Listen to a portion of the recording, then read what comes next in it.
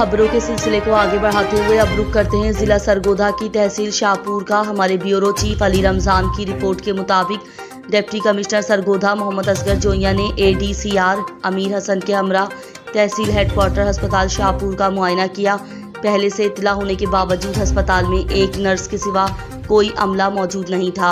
अस्पताल के कमरों, बरामदों और वार्ड्स में तमाम लाइट्स रोशन थीं और पंखे फुल स्पीड से चल रहे थे। अस्पताल में सफाई के नाक़िस इंतजामात पर डिप्टी कमिश्नर सरगोधा ने सख्त बरहमी का इजहार किया। उन्होंने असिस्टेंट कमिश्नर शाहपुर फर्रुख तुफैल को अस्पताल के मामलात बेहतर बनाने की हिदायत की।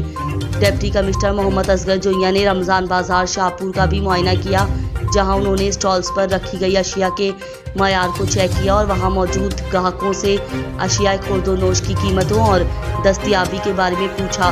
ग्राहकों ने बताया कि रमज़ान बाजार में बड़ा गोश्त नहीं मिलता। कसाब थोड़ा सा गोश्त फ़रोख्त के लिए लेकर आता है, जिसे सुबह सवेरे बेचकर अपने बाजार में मौजूद दुकान पर चले जाते हैं।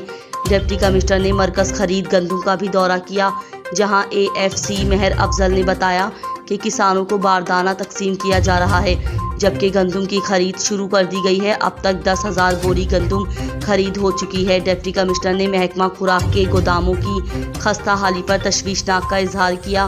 बाद अज़ां डिप्टी कमिश्नर ने करीबी कस्बा चाचर शरीफ का दौरा किया, जहां सड़कों की तामीर और दीगर तरक्याती मंसूबों का जायजा लिया। उन्होंने ज़ेरे तामीर शाहपुर चाचर रोड के मयार को देखा और हिदायत की कि इस सड़क को मुकर्ररा मियाद के मुताबिक मुकम्मल किया जाए।